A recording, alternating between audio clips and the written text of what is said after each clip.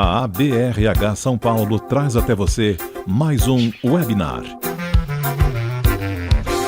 Saudações a todos e aproveitem. A BRH São Paulo, conhecimento e desenvolvimento. Todos e aproveitem. Terceiro episódio aqui, episódio não, né? Acho que é encontro de Papo com RH. Esse encontro surgiu da necessidade dos nossos associados em Sorocaba.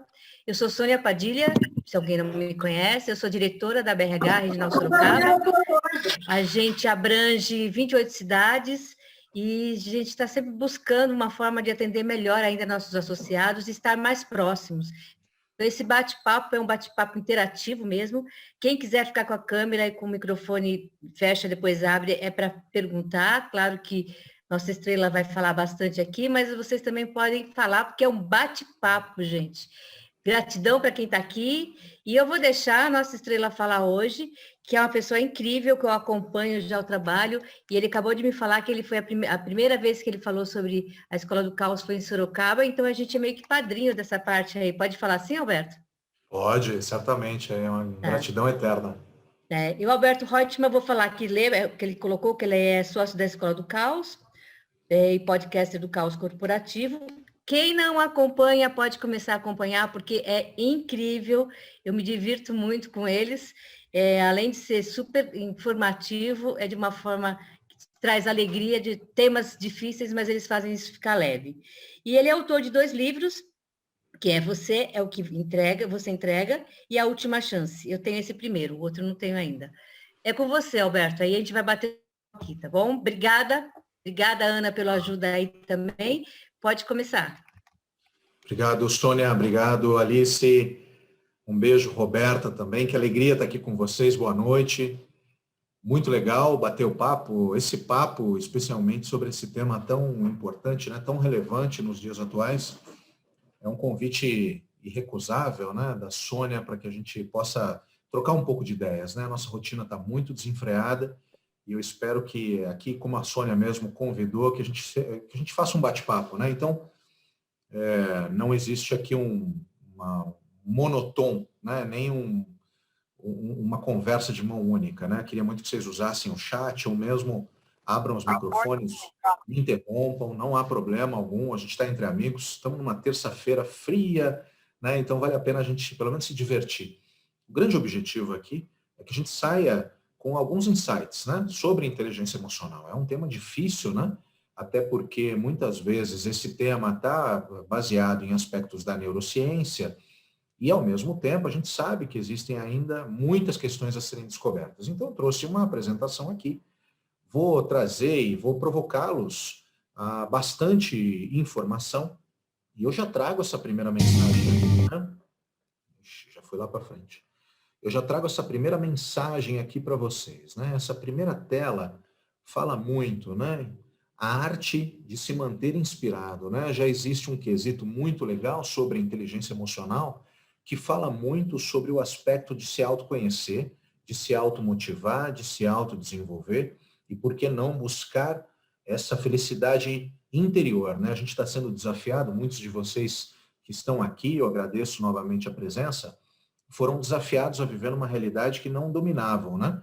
Hoje a gente estava trabalhando em um escritório, foi para casa, muitos perderam o emprego, alguns perderam parentes, amigos. A gente começa a lidar com situações que a nossa inteligência emocional é testada o tempo todo, né?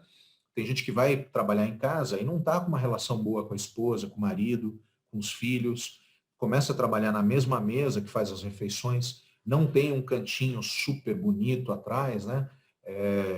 Talvez uma das grandes invenções dessa pandemia tenha sido aquele fundo artificial que a gente coloca, né?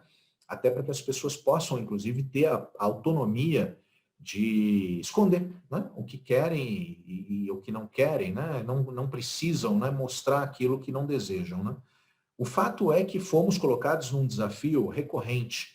Por quê? Porque fomos condicionados a fazer um mapeamento por meio visual. Né? Então, uma das características muito fortes da relação corporativa ou mesmo da relação pessoal é fazer interpretação por meio visual. Não é à toa que o nosso cérebro acaba gastando 80% da energia cerebral com a visão. Então, a lógica é que nós tenhamos boa parte das nossas decisões e as emoções geradas por meio da visão. Quando somos tirados da visão, né, porque saímos do escritório, da vida rotineira e fomos levados para casa, perdemos a nossa interpretação visual. E quando a gente perde a interpretação visual, esta caixinha começa a trabalhar fortemente nas interpretações cognitivas. Ou seja, eu não sei se a Sônia, que é minha chefe, por exemplo, está gostando do meu trabalho, eu não vejo ela. Né? Eu não sei se a Tati, que é minha colega de trabalho, está fofocando ao meu respeito, porque eu não a vejo. Eu não sei se a Carla, que está aqui, de repente está armando uma sacanagem para mim, né? Ou está fazendo careta quando eu dou uma tossida no Zoom. Por quê? Porque eu não a vejo, né? E todas as vezes que a gente lida numa situação onde nós não conseguimos interpretar visualmente a realidade, a nossa máquina cerebral cognitiva passa a gerar interpretações que nem sempre são positivas, né? Existem muitas teorias filosóficas que falam que o ser humano é pessimista por natureza, até porque existe uma informação na memória RAM da sobrevivência da espécie. A sobrevivência é tão importante que a única informação que nós nascemos com o nosso cérebro programado, né, diferente de um cachorrinho, diferente de um elefante, qualquer outro mamífero ou réptil, ou mesmo um inseto que já nasce com seu instinto de sobrevivência, os seres humanos nascem apenas com duas informações no cérebro relacionadas à preservação da espécie, que são dois medos. Medo do que rasteja e medo de altura. São duas informações inseridas nessa memória RAM. Existe uma teoria muito interessante das crianças índigo, que essa constituição biológica cerebral vem mudando ao longo do tempo. Né? Você pega crianças, por exemplo, que já nascem, ou pelo menos nos primeiros passos, na primeira interação, né, com os pais, já mostram uma capacidade cognitiva de preservação ambiental. Né? Meu filho, por exemplo, com seus 3 aninhos, né, não tinha nem ido para a escola. Uma vez eu estava ensinando a escovar os dentes, e ele automaticamente foi lá e fecha a torneira. Né? Olha que coisa incrível. Né? Ele fecha a torneira e fala, do jeito dele, né, preserva a água. Né?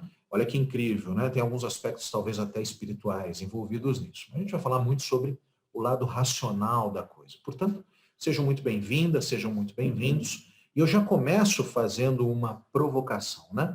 Por que inteligência emocional é a bola, é o tema da vez, né? Nós estamos falando muito sobre inteligência emocional. Tedros Adhanom, né, secretário-geral da Organização Mundial da Saúde, diz, obviamente, que depois da Covid, devemos ter uma grande endemia relacionada a burnout caseiro, né? Pessoas que vão padecer psicologicamente pelo fato de ou não terem perspectiva de vida, ou não terem controle, né, da financeiro, não terem controle profissional, e isso faz com que nós sejamos arremessados para uma situação onde nós não conseguimos controlar ou prever o que vai acontecer. Um aspecto interessante, né, que desafia a nossa inteligência emocional, é que o Brasil, país latino, né, que não teve ou não teve guerras, né, não dá para a gente citar só a Guerra do Paraguai, né, que é de fato um dos aspectos mais críticos da nossa história, os próprios pracinhas da FAB que foram para a Itália lutar. O Brasil não tem uma cultura de guerras, né, não tem uma cultura de destruição do país e reconstrução. E mesmo assim, é um povo que, segundo, né, alguns estudos recentes, mostram que é o povo que mais exige a previsibilidade. É o povo que mais consulta horóscopo, vai mais em cartomante, consulta tarô, olha previsão do tempo. Ou seja, nós não gostamos de imprevistos, não gostamos de surpresa. Isso faz com que a gente tenha aqui uma cultura popular de tentativa de controle, né? Todos os jornais trazem a previsão do tempo. Todos os jornais trazem perspectivas do futuro. Nós temos, inclusive, uma estatística da McKinsey que diz que 70% do nosso tempo é pensado no futuro. Nós gastamos 70% do nosso tempo pensando no futuro. E outra estatística bem interessante da Harvard Business Review aponta que a quantidade de conhecimento que foi gerado nos últimos 5 anos representa quase 90% da nossa história ocidental recente. Portanto, nós somos desafiados o tempo inteiro na nossa inteligência emocional. E por que nós somos desafiados? Porque nós estamos o tempo todo sendo desafiados a viver no nosso limite. O nosso limite é a mudança. O limite é a mudança constante. Nós temos uma constituição biológica que faz com que nós tenhamos aversão, pouca simpatia à necessidade de mudança recorrente.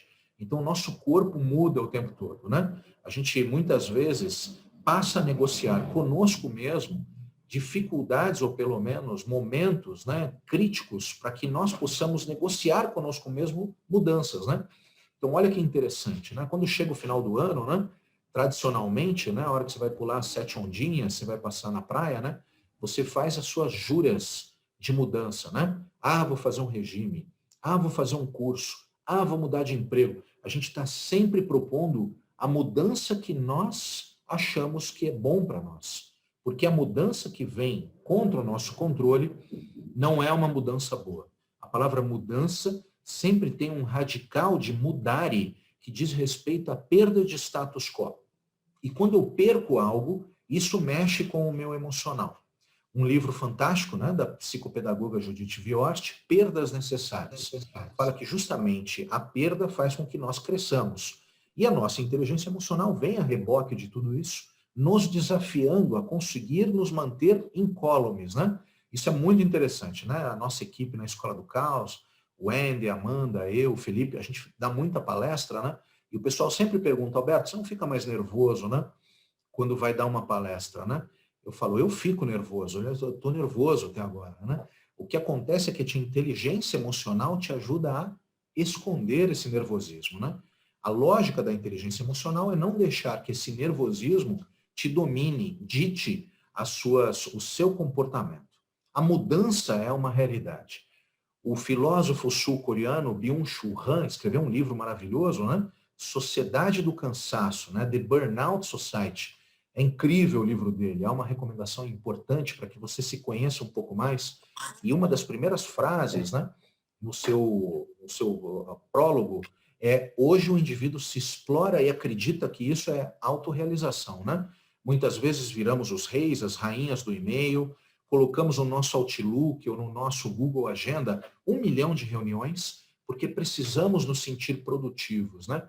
A inteligência emocional muitas vezes nos trai o tempo todo, porque meu chefe não me liga, ou me liga o tempo todo. O que ele quer dizer com essa lógica de ficar me cobrando resultado, performance? O que tem por trás disso? A lógica da inteligência emocional é fazer com que a gente tenha um autocontrole importante. Até porque, principalmente o brasileiro, é alguém que reclama da mudança o tempo todo, né? Agora, por exemplo, se você está em São Paulo, você está passando aí um frio desgraçado, né? São 12 graus. E a realidade é que a gente não gosta de mudança, né? Quando fica frio e muda o tempo, a gente fala, mudou o tempo, né? Puta, e agora, né? Mudou o tempo. Quando está muito calor, o que você fala? Puta, que calor, né? Não aguento mais. E quando não está nem calor, nem frio, né? Como diz a Amanda, né? Tá 0 graus, né? Nem frio, nem calor, é 0 grau. A gente também reclama, né? Falei, não vejo a hora de chegar o frio, não vejo a hora de chegar o calor. A gente está sempre, né? Jean-Jacques Rousseau fala, né? O ser humano é um ser em constante inconformismo. Olha que frase legal, né? É um ser em constante inconformismo. A inteligência emocional vem a reboque nessa inconformidade. E aí uma nova pergunta, né? Por que nós somos resistentes à mudança, né? A lógica é que a nossa inteligência emocional é desafiada o tempo todo. Se você está andando na rua tranquilo e vê alguém ser atropelado, automaticamente você se depara com uma mudança radical. Você não está preparado para ver aquilo, isso muda, os seus sentimentos afloram, né? Uma das lógicas mais críticas que a gente vive hoje com as redes sociais é o fato de você ter e ser obrigado a ser inundado por uma quantidade de informações que despertam ou desafiam a tua inteligência emocional, né? Então, você está navegando na internet ou liga a televisão, artigo raro, né? Assistir televisão para alguns, né? Você está assistindo televisão e aí você vê uma imagem absurda de um DJ batendo na esposa, né? Muitas vezes você não está preparado para ver uma cena como essa. Algumas redes sociais, como o Instagram, por exemplo, colocam uma imagem falando conteúdo sensível, né? O conteúdo sensível é uma mensagem cognitiva para que você se prepare para ver algo que vai despertar e vai desafiar as suas emoções. Nesse sentido, nós o tempo todo estamos sendo convidados a nos conhecer mais. Até porque algumas pessoas que veem imagens como essa, automaticamente entram nas redes sociais, começam a xingar, discutir, não precisa ser uma imagem, né, como essa, né, que é catastrófica, né, das relações humanas, né, a gente vem progredindo e de repente a gente parece que regride. Mas o fato de pessoas, num Twitter, por exemplo, discutirem fervorosamente política, né? Pessoas que se xingam, pessoas que se maltratam, né? Movidas totalmente por uma lógica emocional que desejam destruir o posicionamento do seu, entre aspas, oponente, pelo fato de não concordarem com o seu ponto de vista, né? Ao passo que me faz crer que no Brasil não existe a direita e a esquerda, né? O que existe são pessoas que a gente consegue conversar e pessoas que a gente não consegue conversar. Pessoas que têm equilíbrio emocional, pessoas que não têm equilíbrio emocional, né? A mudança é resistente porque ela é biológica. O nosso próprio bioma, o nosso ecossistema pessoal, a nossa constituição biológica não foi, ou pelo menos não foi concebida até agora para passar por mudanças recorrentes, né? O ser humano tem aí suas centenas de milhares de anos, desde a época que nascemos ou descemos das árvores, né? E deixamos de ser homens de Neandertal e passamos a ser Homo sapiens, né? Pessoas, ou mulher sapiens, né? Dependendo da sua posição política, a gente passa, né? A ter uma visão lógica da vida, né? Porque desenvolvemos um aspecto cerebral que outro mamífero não tem, né? O ser humano é o único que tem um terceiro tipo de cérebro, né? O cérebro hoje acaba gerenciando 121 sistemas simultâneos, né? E ainda você quer mudar as mesas de lugar, você quer mudar o seu jeito de viver, não dá. O cérebro não é, né, simpático a essa mudança. A Elizabeth Kubler-Ross, grande pesquisadora que nos deixou recentemente, americana, né, ela explica que a mudança é o grande desafio da inteligência emocional. E ela diz que, justamente, a mudança faz com que as pessoas explorem, ou pelo menos deixem afloradas suas deficiências, né? Todas as vezes que nós somos desafiados, ou pelo menos temos a nossa deficiência, os nossos gaps aflorados, nos sentimos mal, né? O brasileiro, principalmente, é um povo que não gosta de ver as suas deficiências afloradas, né? É muito comum, por exemplo, você estar com seu filho, né? Na presença de um estranho, né?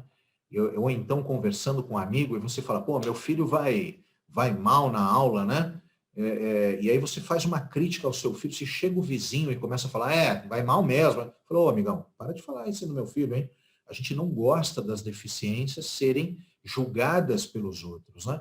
E justamente o fato de que nós não toleramos a mudança que nos expõe é o fato de que faz com que a nossa inteligência emocional seja traduzida pela cultura popular como eu cheguei no meu limite, eu estou estourando, né? Mas como assim? Todos os dias você vai subindo 1% na tua inteligência emocional, né? Ah, eu não aguentei, o copo transbordou e eu explodi. Andando na rua, dirigindo o seu carro, é muito comum mesmo, ou no transporte público, que você veja algumas pessoas discutindo no trânsito, né? Eu já tive a oportunidade de ver pessoas de terno e gravata que deixaram seus carros e entraram em socos e pontapés por causa de uma briga de trânsito, né? Você fala, puxa, mas aparentemente parecem ser pessoas racionais. O que é esse gatilho que desperta alguém a não enxergar mais nada e aflorar a sua necessidade de destruir o próximo, né? Em nome de alguma razão que sequer possa existir na cabeça. Quando Elizabeth Kubler-Ross traz o conceito da mudança, ela cria a curva da mudança. E ela não só cria a curva da mudança, nos dando uma grande lição de inteligência emocional, como ela acaba também explicando o que acontece no nosso cérebro quando a gente perde alguém. Ela explica também a curva do luto. O que significa luto?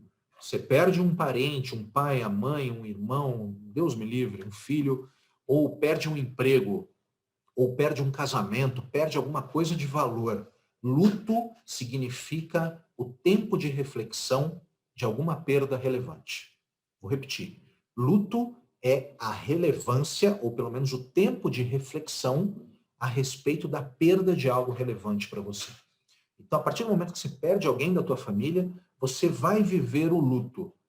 Significa que hoje, se você teve uma perda importante hoje, você é 100% luto. Você para e reflete a respeito dessa perda. Que dor, que angústia, o que será de mim, que injustiça. Amanhã, você não tem 100% de luto. Você tem 99%. Esse 1% que sobra do luto se chama resiliência. No dia seguinte, você não tem mais 99% do luto, você tem 95%. Esse 5% é a resiliência. A resiliência é a capacidade de sobreviver depois de uma perda relevante.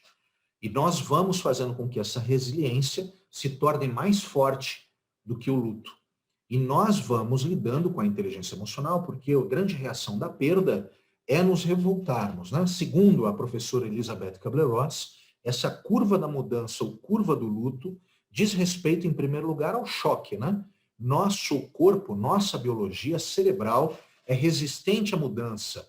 E justamente é nesse momento que aflora na nossa inteligência emocional a necessidade da sobrevivência.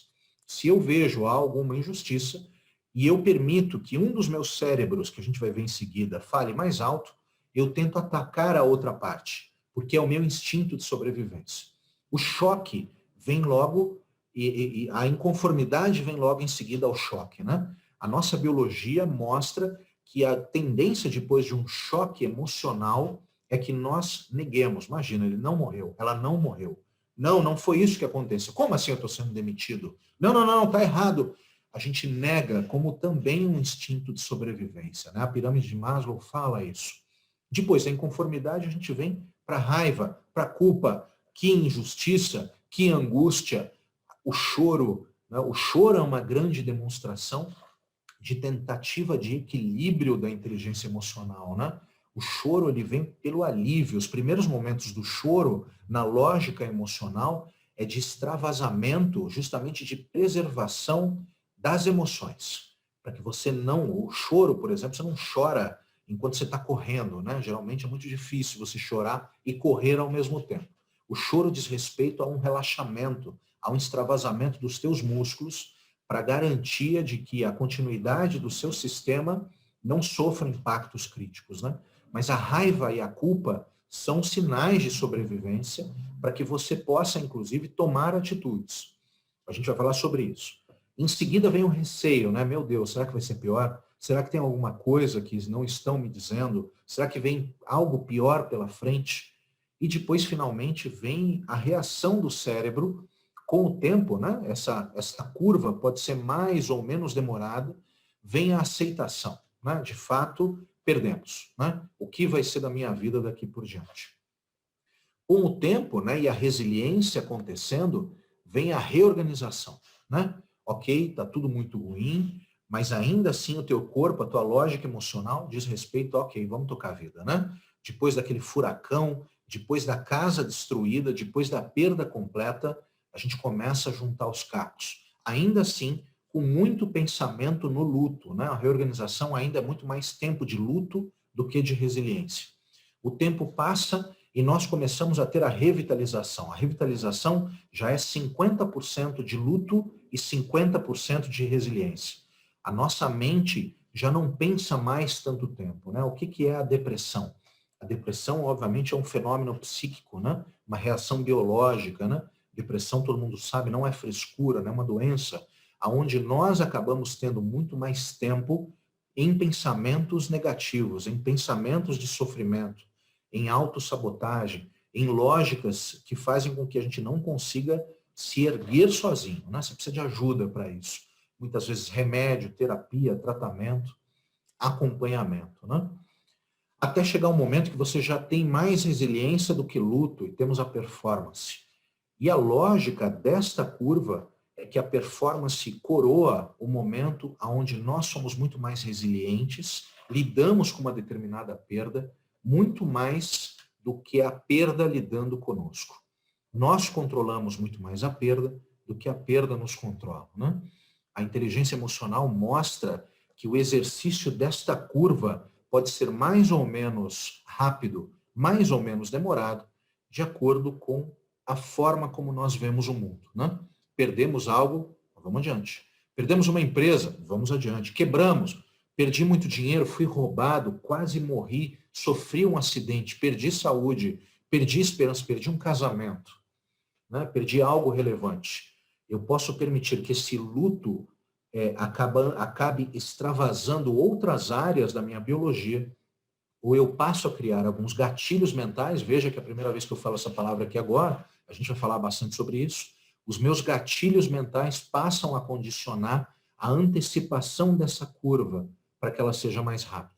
Mas existem gatilhos mentais que fazem com que a gente acelere essa curva, segundo os estudos da Elizabeth Kubler-Ross. Nós temos aqui, em primeiro lugar, um aspecto muito forte que é a presença.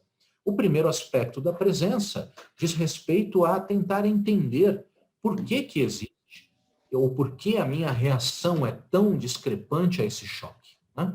Tentar entender isso, tentar estar próximo. E se por acaso eu vejo que alguém cria uma lógica de choque, uma lógica de não conseguir lidar com uma determinada perda, ao mesmo tempo a minha presença próximo, né? Olha, eu me coloco à disposição, eu estou perto, eu estou junto, ajuda a fazer com que essa fase de choque passe.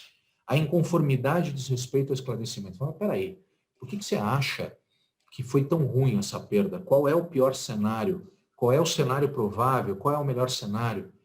A raiva e a culpa, nós vamos ver que dizem respeito a emoções, não são sentimentos, tem uma diferença grande.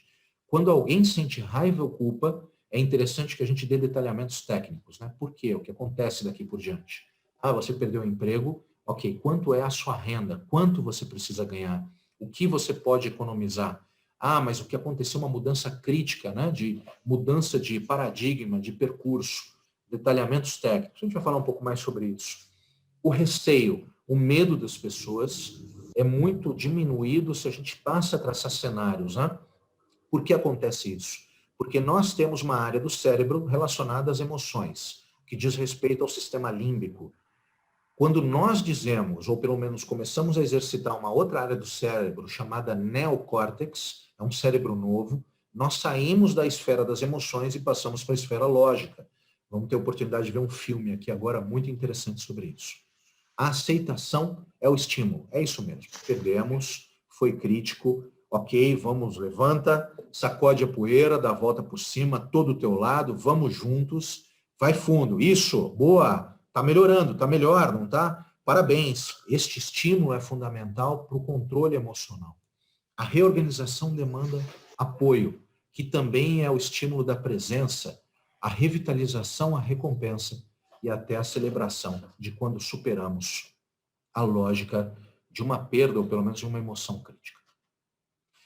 Antes da gente abrir as perguntas, ou pelo menos eu dar uma bisoiada aqui no nosso chat, eu volto a dizer os aspectos relacionados à nossa biologia, né? Nossa biologia é muito resistente, até porque temos 3 tipos de cérebros, né? O primeiro cérebro é conhecido como reptiliano, é o cérebro responsável por todas as nossas funções. Este cérebro não dorme nunca, né?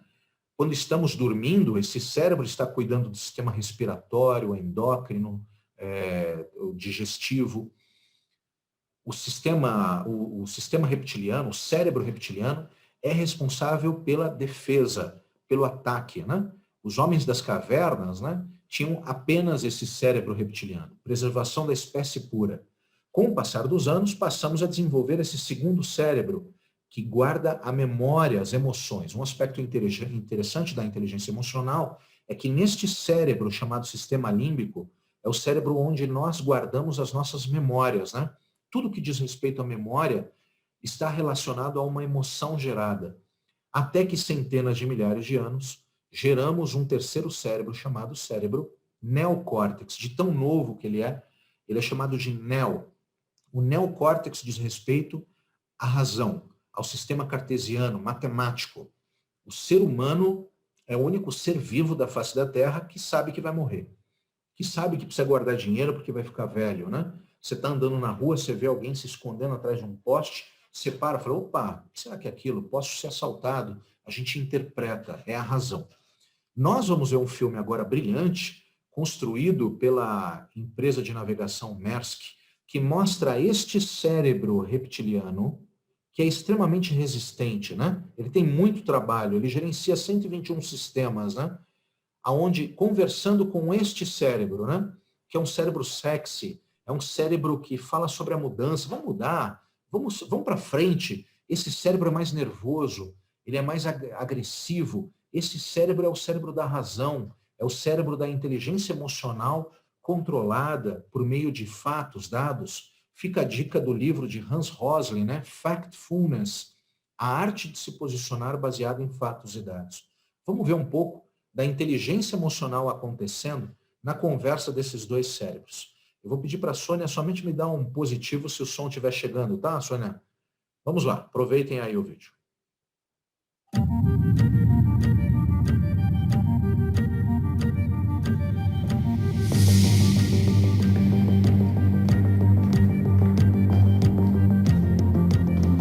He's busy. No, don't. Change is here again.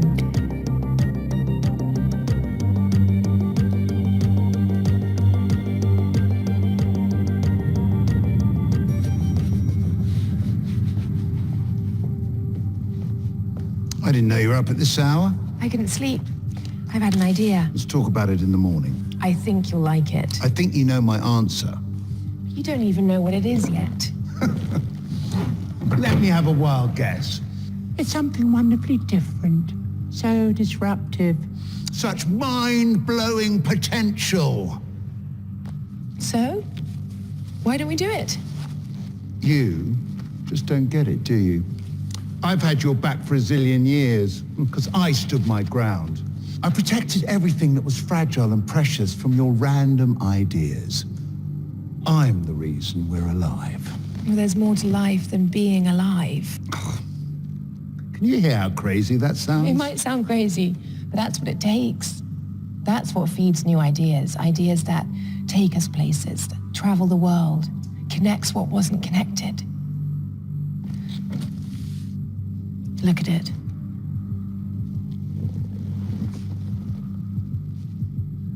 We don't need more ideas. We need less. We get more data in one day than we did in a lifetime 500 years ago. Do you know how much work that is to process? Things won't get easier just by clinging to what we have. You think you're so smart. And you're just scared. Yes, scared that we're wasting our time. What happened to the guy who stuck his neck out of the cave or put his boots on the moon? I'm instinct, not a romantic thought. I fight when we are attacked. And who survives? The one who adapts? Or the one who never changes? How many guesses do I get? We've been here before. Trust me.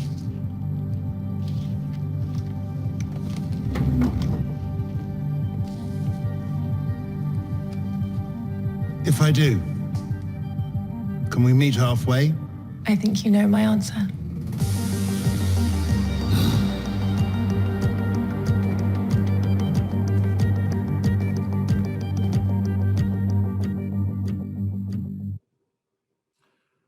Vamos lá.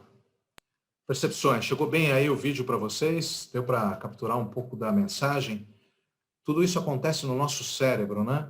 É muito curioso e muito interessante ver que a lógica da inteligência emocional passa por uma discussão muito grande entre os cérebros que nós temos, né?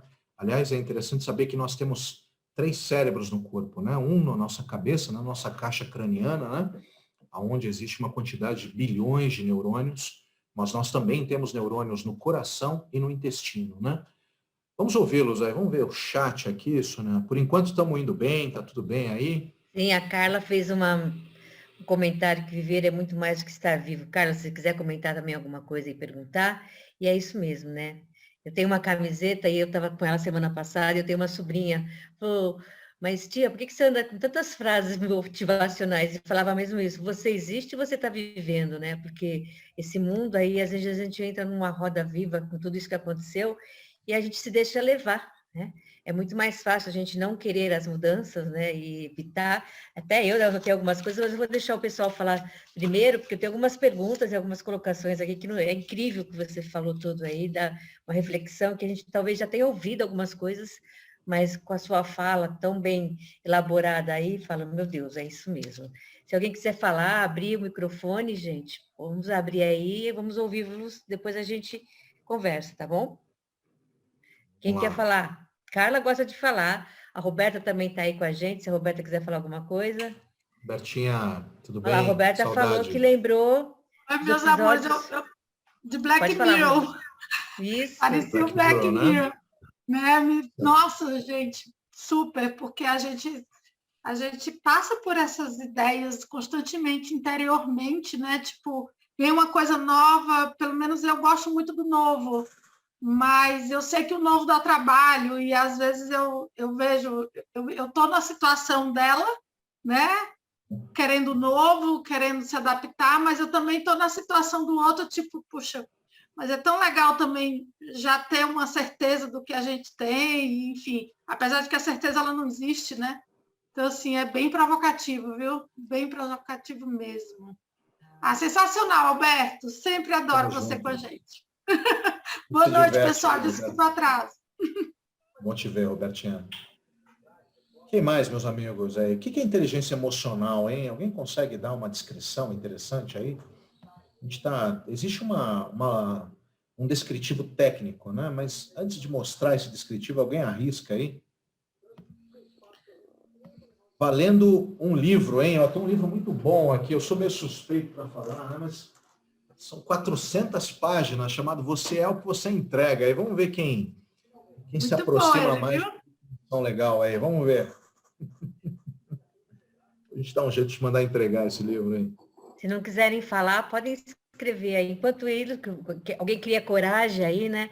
Eu tenho um pensamento na minha vida, já faz um tempão, quem me conhece aí, né? Essa minha versão beta aí, que a mudança cansa, mas para mim, a mudança me traz, você falou lá atrás, né? Que mudar é uma perda, mas para mim, mudança é sempre um ganho.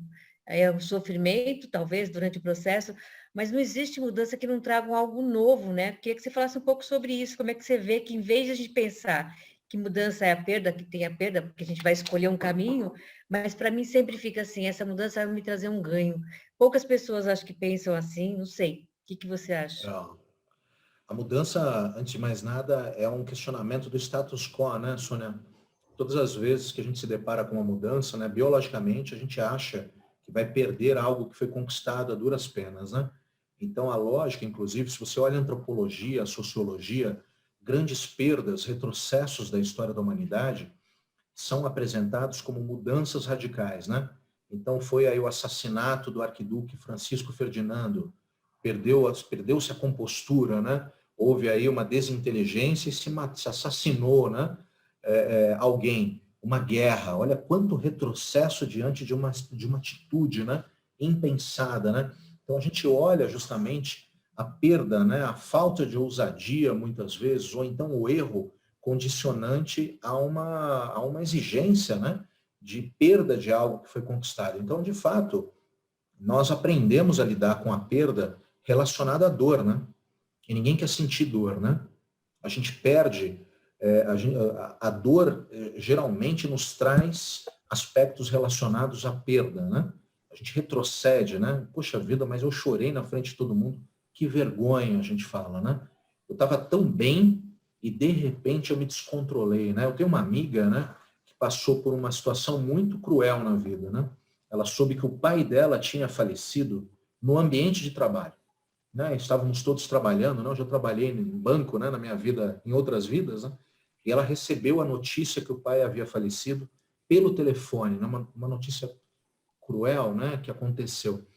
E nós tínhamos mais ou menos 100 pessoas no andar trabalhando e ela se descontrolou e ela começou a gritar. Perdeu o controle, né? E obviamente as pessoas se assustaram, né? E quando tomaram contato com os motivos do grito, do descontrole emocional, rapidamente entenderam que fazia sentido, né?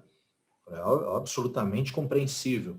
Depois de um tempo, ela conversando comigo, ela falou, Alberto, eu se eu pudesse voltar ao tempo, eu obviamente teria me preparado para uma situação como essa, né? Eu não gostaria de ser taxada como a louca do departamento que gritou, né? Isso muitas vezes é falta de conhecimento, de autoconhecimento, né? Hoje em São Paulo, ou no Rio, ou mesmo em Sorocaba, né? Campinas, nós podemos ser vítimas de um assalto no carro, né? Você está lá dirigindo, chega alguém com uma arma na mão e te exige dinheiro. Você precisa ter o seu condicionamento cerebral preparado para uma situação como essa, né? Você não pode, você tem que pensar nisso, porque se você deixar para reagir ou se conhecer nesse momento, pode significar morte, né? Você simplesmente vai engatar o carro, né? Para tentar parar o carro, deixar em ponto morto, sei lá. E numa dessas você morre, né? Meu pai, por exemplo, viajou uma vez para Nova York, deslumbrado na Quinta Avenida, olhou para frente e viu uma pessoa com uma arma na frente dele, né? A reação dele foi dar um tapa no revólver e sair correndo. Quando ele chega no hotel, encontra com os amigos, ele diz, não sei por que eu fiz isso. Quando você diz, não sei por que eu fiz isso, é falta de autoconhecimento, falta de inteligência emocional. O Romário levantou a mão. Né? O Romário levantou a mão, mas depois você vai ter vários livros para entregar depois, que tem muita gente que falou ali depois no chat. Mas, Romário, você quer falar, Romário? Pode abrir sua câmera ou só falar. Fica à vontade, Romário. Fala de onde você é para mim, Romário.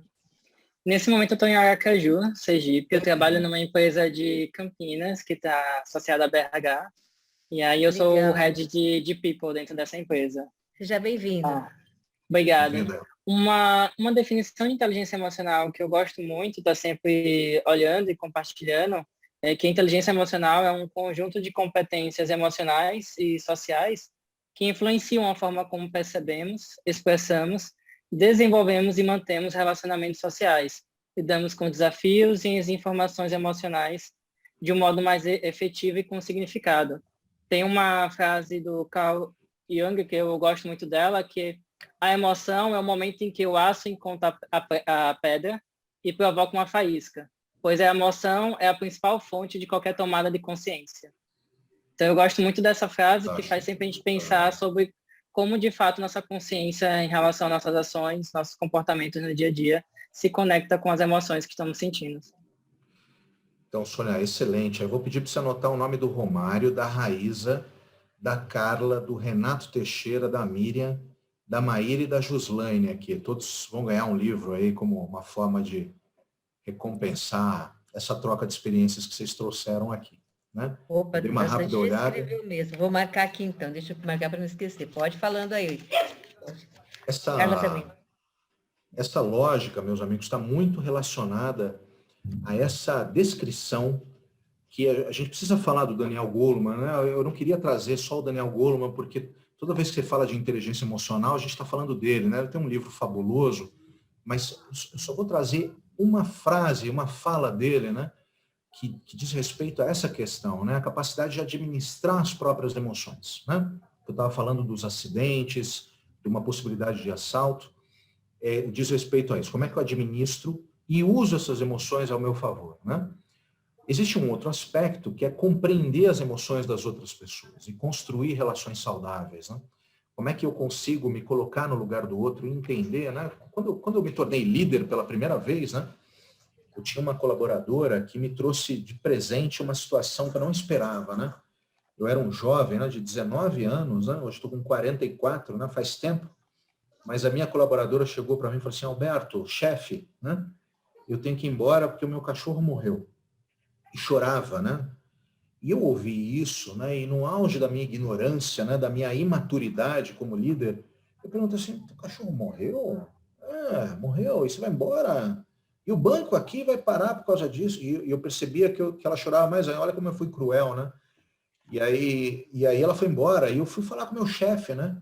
Eu falei, chefe, puxa vida, ela foi embora porque o cachorro morreu. Eu levei uma lição de moral naquele dia, eu falei assim, Alberto, quem disse que esse cachorro não é a vida dela, não representa? Quem é você para julgar a relevância da morte de um cachorro ou não? Quem é você para entender o tamanho da perda de alguém? Pode não ser importante para você, mas é importante para ela, né? Eu aprendi as duras penas, né? Era uma visão de vida ainda muito tímida, né? E isso muitas vezes é a falta de percepção, a falta da empatia, né? Então, esta frase do Daniel Goleman é muito forte, né? Como construir relações saudáveis, né? Entender a emoção do outro, acima de tudo, é conseguir construir uma relação saudável, né? Uma melhor qualidade de vida. Isso é muito interessante, porque durante muito tempo a gente acabou entendendo que algumas pessoas, essa palavra inteligência, ela é muito dura, né? Durante muito tempo a gente falava, eu vou até quebrar um pouco a questão da inteligência do emocional, né? Falar de alguém que é inteligente nos fez crescer uma interpretação muito perigosa sobre inteligência, né? Durante muito tempo a gente achou que inteligência era confundida ou significava a mesma coisa com o QI, né? O quociente intelectual, né? Ao passo que nós passamos, inclusive, a viver com essa situação. A Einstein tinha um QI de 160, né? Superdotado. E aí você vai fazer aqueles testes, né? Aqui do lado tem um exemplo disso, né? Um teste, né? De capacidade de correlacional, né? Você olhava isso e falava, mas isso é um teste de QI, eu sou burro, né? Alberto, você é burro demais, né? Você não consegue entender que a resposta é essa, né? Muitas empresas ainda fazem esse teste de QI. Você escolhe o quê? De fato, a lógica da interpretação deste QI diz respeito a um tempo onde a inteligência poderia ser mensurada por números, né? Então, se você tivesse um QI de 115, você estava acima da média, né? Então, quem vai trabalhar na minha empresa é só quem tem um QI alto. Mas, graças a Deus, o mundo conheceu os estudos de Howard Gardner, que deu um grande passo para desmistificar o que era a inteligência, né? Por meio do seu livro, Inteligências Múltiplas, o Howard Gardner conseguiu comprovar que, de fato, o teste de QI tinha uma serventia apenas para identificar o grau de maturidade ou imaturidade da sua inteligência lógico-matemática. Pessoas que faziam exatas estavam muito relacionadas à engenharia, à matemática, a cálculos, têm ou tendem a ter uma lógico-matemática maior. Hoje sabemos que o teste de QI mensura a inteligência lógico-matemática. Mas existem outras inteligências no nosso cérebro. Por exemplo, a musical, né? Tem gente que faz música com qualquer coisa, toca de ouvido, tem uma capacidade incrível de conseguir escrever uma partitura, ou pelo menos aprender sozinho. São pessoas que têm uma inteligência musical. A naturalista é outra inteligência, né? A gente entende os seres vivos, a natureza, olha o tempo e vê, vai chover. Como assim vai chover, né? Os Sherpas, né? Que é o povo que fica na base da montanha do Himalaia, né? Que são os guias praticamente de todos os alpinistas que desejam se arriscar no Monte Everest, conseguem fazer uma leitura incrível da previsão do tempo, né? Olha, vai acontecer uma nevasca. Mas como assim? O céu está azul? Pois é. A lógica espacial, pessoas que desenham muito bem, né? Veem o mundo em 3D. Isso é fantástico. Tem pessoas que têm um talento ou desenvolvem uma capacidade incrível de desenhar. A intrapessoal, pessoas que acabam conseguindo entender os seus próprios sentimentos, né? E aí entra a inteligência emocional, ou conhecido como QE, o quociente emocional, que diz respeito a conhecer a si mesmo, entender o que sente. Se você fala para os outros, eu estou sentindo algo que eu não sei dizer o que é uma necessidade de desenvolvimento do seu quociente emocional, da sua inteligência emocional. Saber que determinadas palavras acionam um gatilho emocional que te tiram do prumo. Evitar entrar em determinadas discussões. Preservar a sua saúde emocional e investir em determinadas horas de sono, alimentação, são pessoas que se conhecem. Existe a inteligência linguística, né? Pessoas que falam muitos idiomas, conhecem muitas... Shakespeare, por exemplo, uma pessoa normal, né? Uma pessoa relativamente nativa, né? Num determinado país, acaba dominando uma língua, se conhece por volta de 6.000 palavras, né? Então, todos nós que nascemos no Brasil, por exemplo, né, somos nativos, temos a língua portuguesa como língua materna, né? Dominamos por volta de 6.000 palavras. Para que você se torne fluente numa língua, você precisa ao menos 3.000. Shakespeare, por exemplo, dominava 18.000 palavras, né? Então, a lógica de investir, um dos seres humanos mais representativos da inteligência linguística, né? Corporal sinestésica, uma inteligência incrível relacionada à dança, né? Tem pessoas que dançam incrivelmente bem, né? tive a oportunidade de assistir uma vez uma entrevista da Ana Botafogo, né? Grande bailarina brasileira, né? Que tentava explicar qual era o segredo da dança dela. É uma inteligência, é difícil explicar isso, né? A interpessoal, pessoas que se relacionam muito bem, né? Tem uma capacidade incrível de se relacionar com os outros, e até a existencial, né? Pessoas que praticam mindfulness, meditação, acabam tentando se conectar com uma força maior. Aqui você também tem as figuras de religiosos, pessoas que controlam a respiração, se conectam, né? Existem aí, inclusive, alguns estudos interessantes do cérebro, né? A glândula pineal, né? Uma glândula do cérebro, que existe aí uma grande tendência a gente acreditar que é a glândula que se conecta com a espiritualidade, né? Muito interessante isso. O fato é que o quociente emocional não tem a ver com o quociente intelectual, né? A gente não pode hoje auferir, por exemplo, uma pessoa como Steve Jobs, né? Que era extremamente inteligente, né? Uma inteligência lógico-matemática muito à frente do nosso tempo, mas tinha um quociente emocional muito baixo, né? E algumas pessoas falam, poxa vida, ele é super inteligente. É super inteligente do ponto de vista lógico-matemático. Mas a inteligência emocional dele era muito baixa, né? Ele tinha muita dificuldade de se relacionar com as pessoas. Hoje a gente sabe que este conjunto, né, de atributos de inteligência são importantíssimos para que um ser humano consiga se destacar, né? Existe uma competência chamada transdisciplinariedade, que mostra um equilíbrio, né, um investimento em cada uma dessas inteligências. A gente está falando da inteligência emocional, e isso é muito explorado no livro, né, do Howard Gardner, que mostra que a gente também teve avanços muito interessantes com Robert Plutchik. Robert Plutchik talvez tenha nos dado um dos maiores presentes a respeito de inteligência emocional, né? Você que está aí nos assistindo certamente vai lembrar do colégio, aonde a gente misturava o vermelho com o amarelo e saiu o verde, se não me engano, né? Faz muito tempo isso, né? A gente começava a ver que se você misturava as cores, saíam outras cores, as cores primárias, as cores secundárias e terciárias. O Robert Plutchik criou a roda das emoções, aonde ele consegue deixar claro que a soma de determinadas emoções gera outras.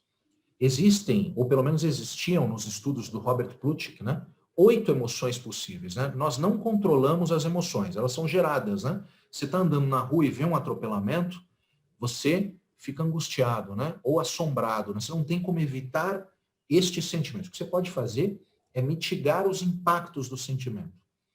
Uma pessoa, por exemplo, que tem um sentimento, né? Aqui você tem as emoções, e essas emoções derivam sentimentos, né? Emoção você não consegue impedir de ser gerado. O que você consegue controlar é o sentimento.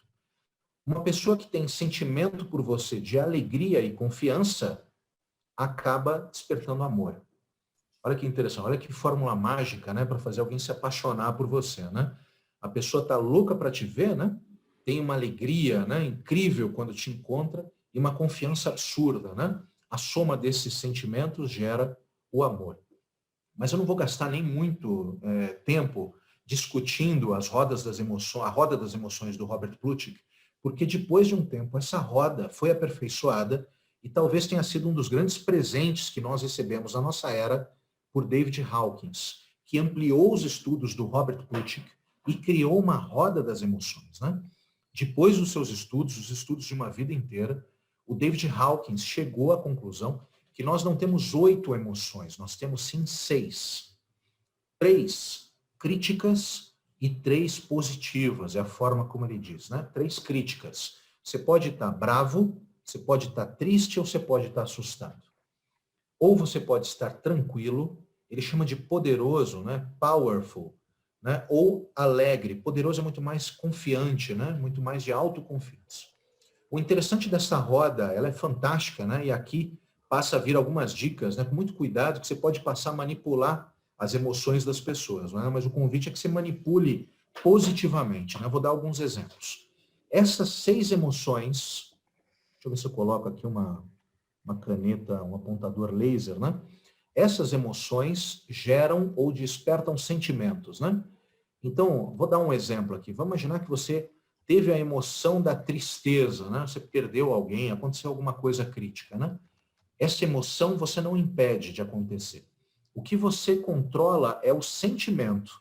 Até porque isso faz com que a gente tenha uma dedução que talvez a gente não tenha que falar sobre inteligência emocional, mas sim inteligência sentimental, né? Então você tem sentimentos. O sentimento acontece depois da emoção. Então você viu alguém sendo atropelado, você ficou triste, né? À noite, quando você estiver deitado na sua cama, você vai se sentir depressivo, culpado, né? Ou entediado, ou cansado.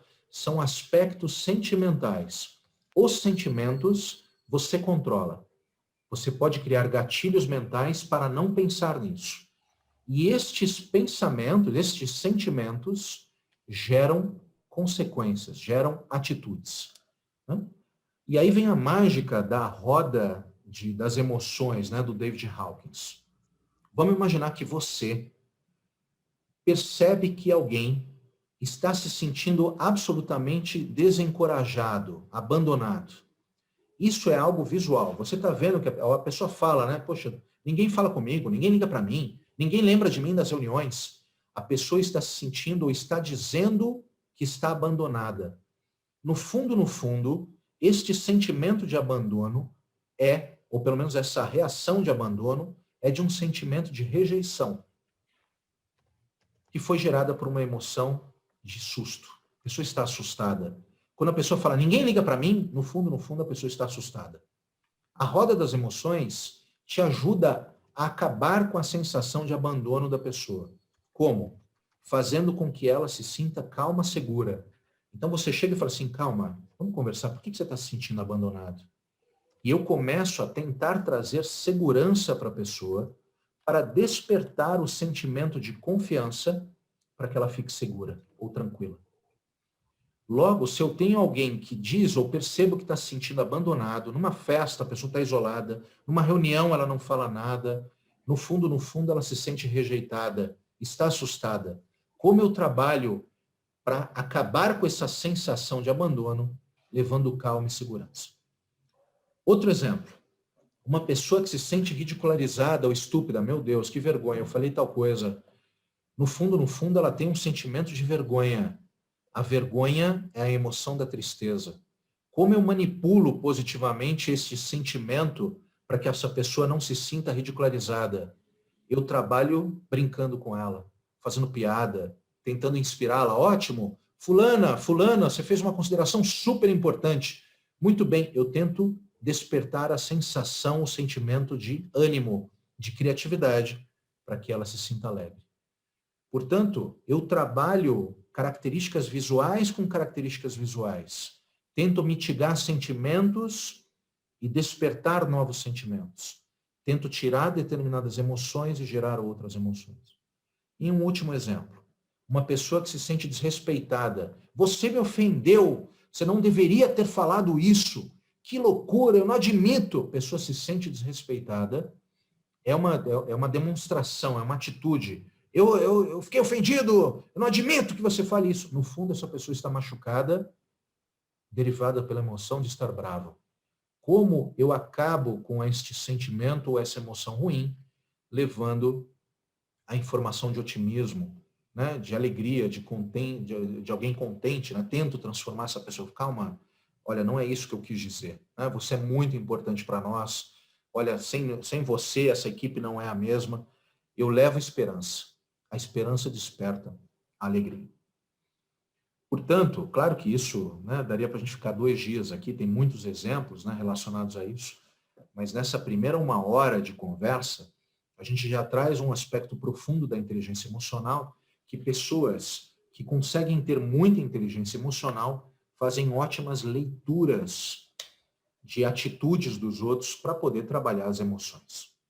E para a gente abrir um pouco mais aqui também para a conversa, né, o nosso chat, a lógica é que o David Hawkins colocou eletrodo nas pessoas para poder mapear todos essas 128 atitudes, demonstrações, né?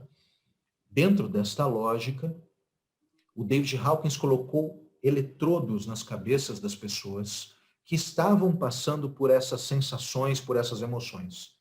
E conseguiu comprovar que pessoas que têm emoções ruins, vamos chamar do triste, do bravo e do assustado, emitem baixa quantidade de hertz. Hertz é uma unidade de medida elétrica, né? Todos nós somos feitos de matéria, átomos, geramos eletricidade. Pessoas com altas emoções liberam mais hertz.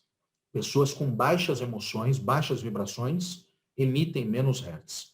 Olha que interessante a escala de energia das emoções, dos sentimentos, né? Uma pessoa que tem vergonha, o shame aqui, ou guilty, né, emitem 20 ou 30 Hz, é uma unidade de medida de eletricidade por segundo, né? Então, pessoas que se sentem envergonhadas emitem uma baixa vibração. Pessoas de enlightenment, que estão vivendo uma plenitude, estão apaixonadas, estão felizes, estão muito contentes ou empolgadas com o trabalho, né? O Paul Zak, né, no livro The O Factor, né, consegue ver que pessoas altamente motivadas têm uma enzima circulando no corpo chamada oxitocina, né? Você pega equipes altamente motivadas, são pessoas que têm oxitocina, que é o mesmo hormônio do amor, da paixão. 700 a 1000 Hz. Portanto, quando você está perto de alguém que está muito derrubado, né, a lógica é tentar colocar perto de alguém que está extremamente motivado, né? A grande mudança é a coragem de mudar, né? É aqui você já entra numa vibração distante dos demais sentimentos, né? Olha o orgulho ainda como é um sentimento ruim, né? A raiva, o desejo, o medo. Muito interessante a gente enxergar que caso você consiga entender a lógica da importância da vibração, faz todo sentido, né? Na lógica da física quântica, de que pensamentos positivos fisicamente atraem questões otimistas e resultados otimistas, né? Não é um devaneio, né? O Segredo, aquele filme que marcou época, né? Trazia mais ou menos essa lógica, né? Mas aqui, fisicamente, ou pelo menos cientificamente, a gente consegue ver que pessoas que estão numa boa vibração, estão alegres, estão contentes, conseguem atrair pessoas neste mesmo nível, nessa mesma vibração, e isso se multiplica, né? Por isso que a inteligência emocional é fundamental, né?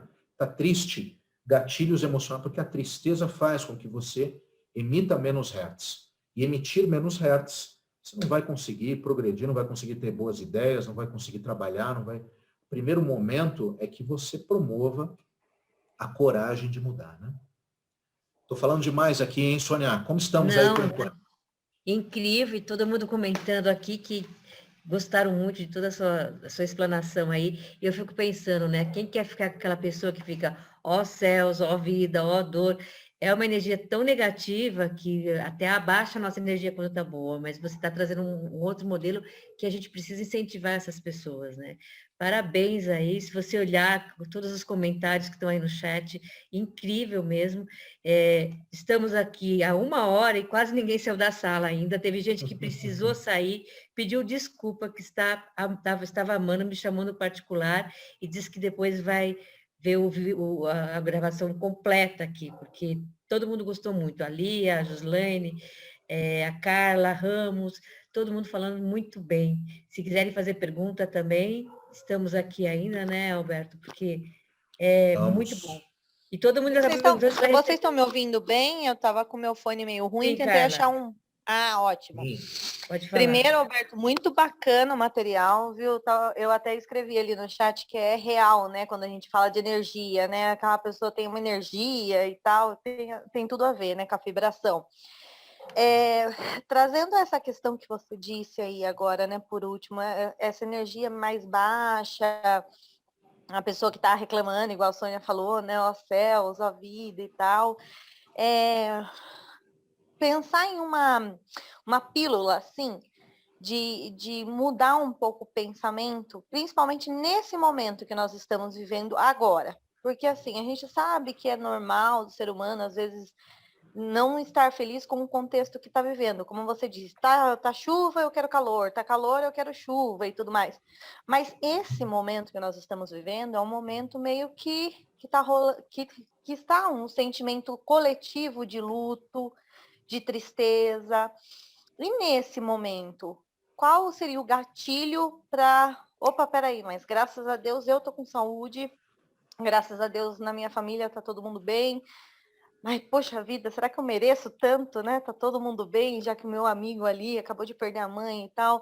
Eu queria, tipo, assim, como despertar isso, principalmente ao lado de pessoas que a gente tem e que estão perdendo tanta gente porque eu sinto esse sentimento meio que ao todo, sabe? Tem horas que dá até vergonha de comemorar uma conquista, porque não é momento agora, parece, sabe? Desculpa, não sei se tá fazendo sentido. Total, Carla. É bem interessante o que você está falando, né? Porque a gente confunde muito entre nós os gatilhos emocionais, né? Então, eu vou dar um exemplo bem interessante, né? Quando eu montei minha empresa, o meu gatilho emocional era que o telefone tocasse. Olha que coisa louca, né? Lá atrás, montei a empresa, né? E aí a gente começou a fazer o site, aí tocou o telefone, eu falei, cara, alguém me ligou pedindo uma proposta, que incrível, champanhe e tal. No dia seguinte, tocou o telefone de novo, depois 2, 3, 10 vezes. Este gatilho emocional já não era mais relevante para mim. E ele ia avançando, né? A nossa régua sobe. Depois vinha um pedido de uma proposta, depois você fechava um acordo, né? A gente comemorava que tinha chegado a um determinado valor, ou vendeu para o Google. E a lógica é que é muito importante, dentro da inteligência emocional, que nós possamos descobrir os nossos gatilhos emocionais, né? Hoje, o que te deixa feliz, né?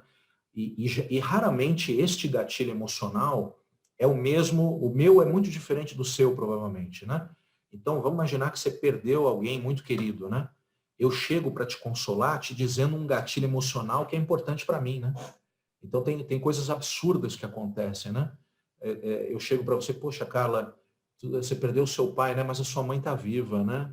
Então, eu começo a falar coisas absurdas, né? Para quem ouve, né? Então, falar, seu filho está tirando nota ruim, né? Nota baixa, pelo menos sua filha é nota 10, né?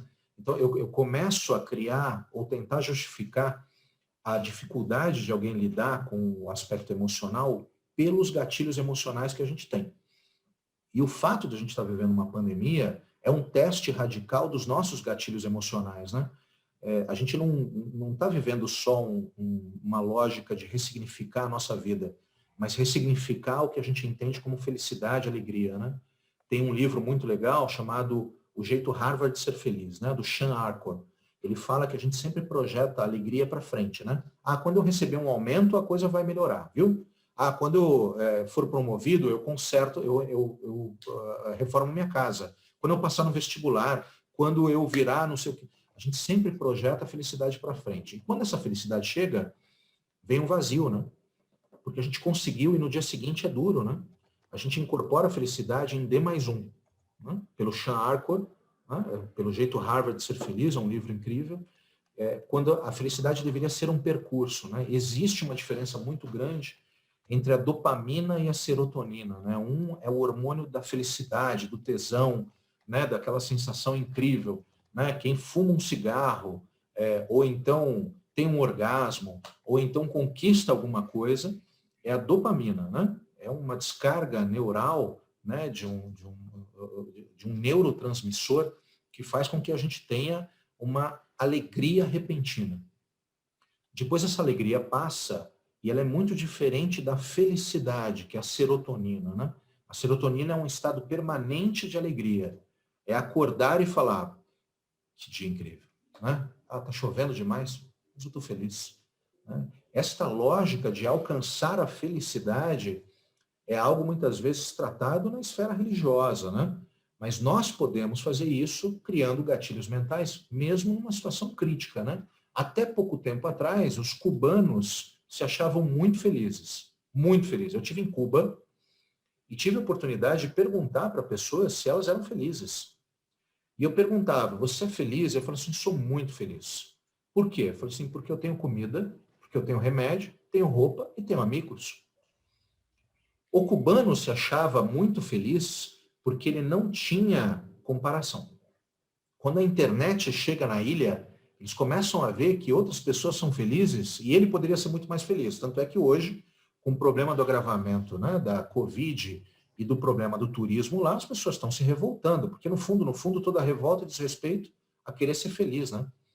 toda manifestação, né? Você está com a sua companheira, o seu companheiro, e você reclama de algo, é uma demonstração que você acha que pode melhorar. O problema é quando você não mais manifesta a sua frustração. Então, existem sinais, cara. Eu acho que a gente pode encontrar motivos para ser feliz, por isso a recomendação é como a gente identifica os nossos gatilhos, né? Hoje eu tenho um gatilho incrível na minha vida, né? Que é poder transmitir todo o conhecimento que eu tenho, né? Todo o conhecimento que eu ganho.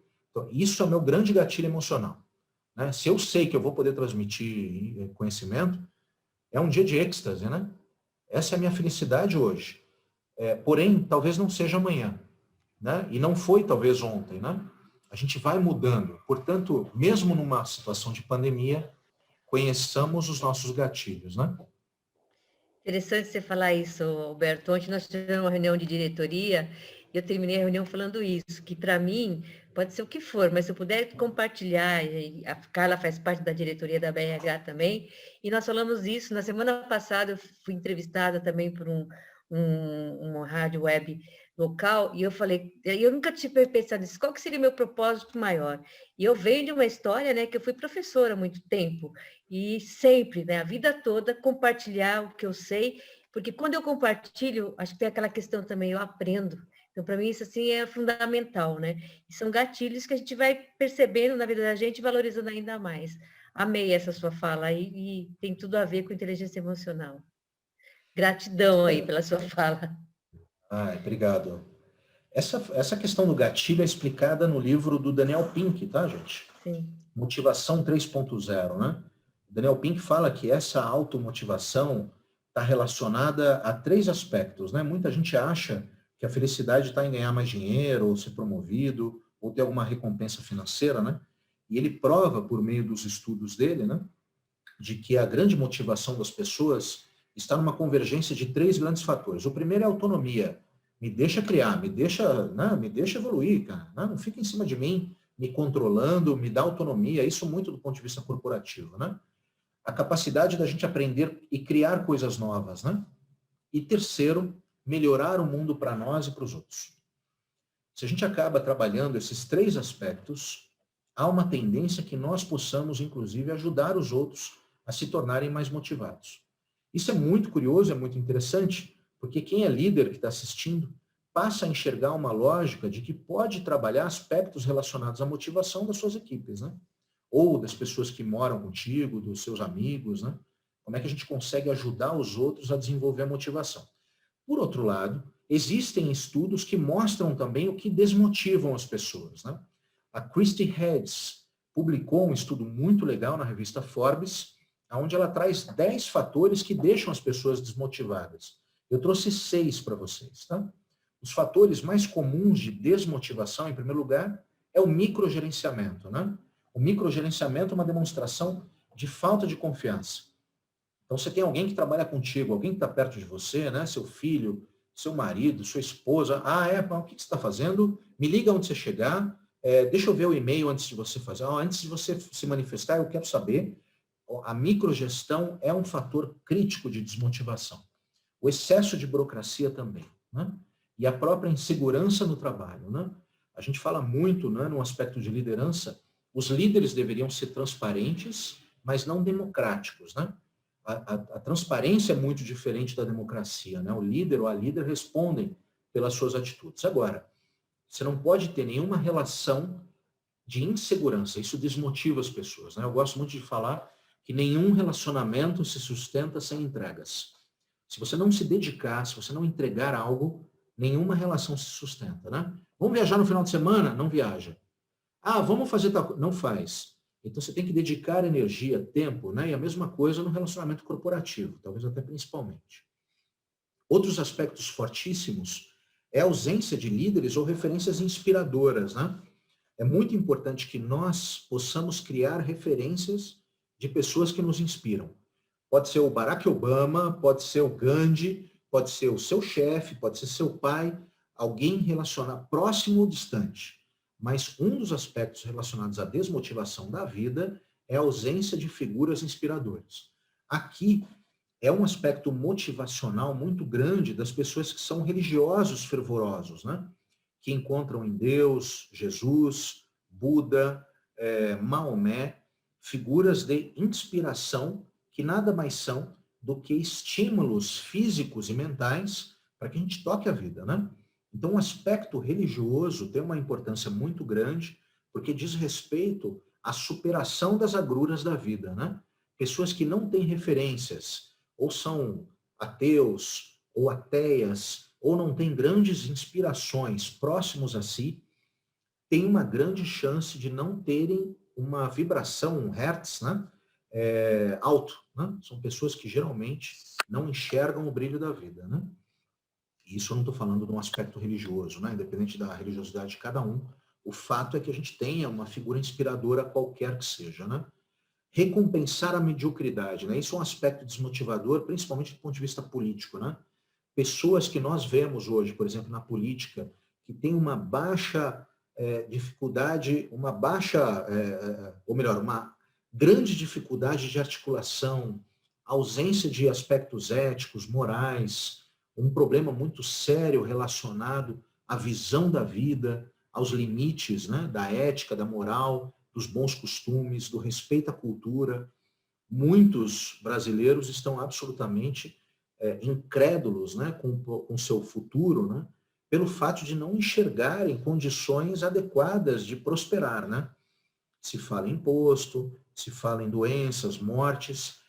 No fundo, você percebe que muitas vezes a lógica do que é recompensado conflitua com a sua visão ética e moral, né? O Yuval Harari fala bastante sobre isso no 21 lições para o século XXI, né? Mas antes mesmo do Yuval Harari, o Mikhail Bakunin, né, filósofo russo, já falava, né, de que cada um de nós tem uma visão do que é ética, né? E a mediocridade, quando é recompensada, é fator de desmotivação geral, né? O tédio, a mesma coisa, né? Tarefas repetitivas, uma vida, muitas vezes, sem grandes mudanças, também geram desmotivação no trabalho e na vida. Indo para a nossa última fase, né? Falar de inteligência emocional é falar sobre saber lidar com os próprios sentimentos. E talvez eu traga aqui uma das mensagens mais duras para todos nós, porque existe um estudo que mostra as nossas relações ou como nós reagimos com relação às emoções, né? Existe uma escala da fascinação. A fascinação é uma escala, é um dos sentimentos derivados da lógica que passa por todas aquelas 6 emoções. Existe uma autora chamada Sally Hogshead, que conseguiu criar uma escala de sentimentos sociais. E ela deu o nome de fascinação. Fascinação é o estado pelo qual alguém pode se tornar encantado pelo outro. Todos nós, ao longo da nossa vida, acabamos nos encantando ou nos frustrando com as pessoas. Isso tem tudo a ver com a lógica de como a gente reage, né, emocionalmente. Quando a gente está falando de inteligência emocional, a gente consegue enxergar que quando a gente é muito jovem, por exemplo, a gente se encanta, fica fascinado por um cantor de rock, uma banda, sei lá, você adora Barões da Pisadinha, né? Fascinado lá pela Joelma, sei lá, né? Ou do Axl Rose, né?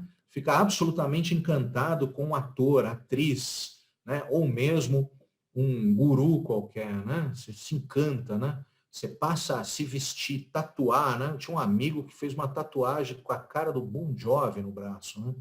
E você pergunta, cara, você é louco? A escala de fascinação desse cara pelo Bon Jovi era absurda, né? E existem pessoas que se fascinam mais ou menos do ponto de vista religioso, político, ou mesmo musical, né? Tem pessoas que tatuam o símbolo do Corinthians, do Palmeiras. O que faz alguém se tornar fascinado, né? E a doutora de Stanford, né, Sally Hogshead, escreveu um livro maravilhoso chamado Fascinação. E ela criou uma escala da fascinação, que vai do nível mais duro de relacionamento até o nível mais perigoso. Eu vou passar para vocês essa escala agora, né? Segundo a professora Sally Hogshead, a primeira demonstração de total irrelevância de um ser humano pelo outro é a esquiva. Você está no trânsito, de repente vem uma pessoa te pedir esmola, né? Algumas pessoas fecham o vidro, viram a cara, talvez até aceleram um pouco para que o distanciamento aconteça. Segundo a professora Sally, essa é a maior demonstração de desprezo por alguém. Ela chama de esquiva. Porém, essa pessoa chega perto de você, você admite que ela pelo menos fale o que ela quer, né? Fala, vai que não é esmola que ela vai pedir, né? Algumas pessoas já passaram por uma situação horrorosa, né? Chega alguém, você acha que vai pedir esmola, e a pessoa pergunta que horas são. Eu falei, olha, desculpa, eu não quero te pedir esmola, eu queria saber onde é que fica tal rua, né? Esse segundo momento, essa escala evolutiva de não se esquivar e dar ao luxo, né? Vamos dizer assim, a ausculta da pessoa é chamado de desinteresse. Eu não quero comprar paninho nenhum, não tem dinheiro, não. Mas pelo menos você ouviu. Esse é o segundo nível da escala da fascinação. O terceiro nível da escala da fascinação é a neutralidade, né? Aqui já é um pouco comum no ambiente corporativo. Né? Você acha o João, né? Não tenho nada para dizer sobre ele, né? Não, mas você conhece ele? Eu conheço, mas nada contra nem nada a favor. Mas você sabe quem é? Eu falei, eu sei. Mas você não tem nada a dizer? Não sei. Não consigo. A neutralidade é um aspecto absolutamente isento. Não tenho nada a dizer da pessoa. Aqui fica mais fácil entender um pouco do mundo corporativo, né? Quando você é chamado para fazer uma entrevista de emprego, né? Aparece o que a gente chama de afinidade moderada. Nunca ouvi falar da Escola do Caos, mas já que eu estou aqui, né? Que legal, vocês estão querendo me contratar? Há uma afinidade moderada, vai que vocês vão me pagar um bom salário, vai que o desafio é legal. Me conta aí, quem são vocês? Olhei no site, mas me fala, né? Afinidade moderada. Isso acontece também no nosso dia a dia. Né? Você conhece alguém? Oi, tudo bem, te conheço de algum lugar? Não. Que legal, você trabalha onde? Começa aí a possibilidade de uma conversa, de uma amizade. A pessoa começa a trabalhar na empresa, por exemplo, e a empresa dá um voto de confiança. Né? Olha, não te conheço direito, Alberto, mas vamos te pagar um salário, vamos te dar um convênio médico. Você pode virar chefe amanhã. Há o que nós chamamos de engajamento.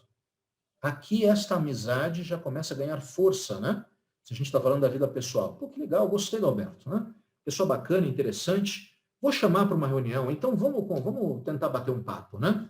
Vamos tentar fazer de alguma forma. Né? O engajamento é uma demonstração de uma relação onde nós passamos a enxergar interesse no outro e o outro, se também enxerga engajamento em nós, passa também a enxergar interesse. Há uma relação que a professora Sally chama de arena.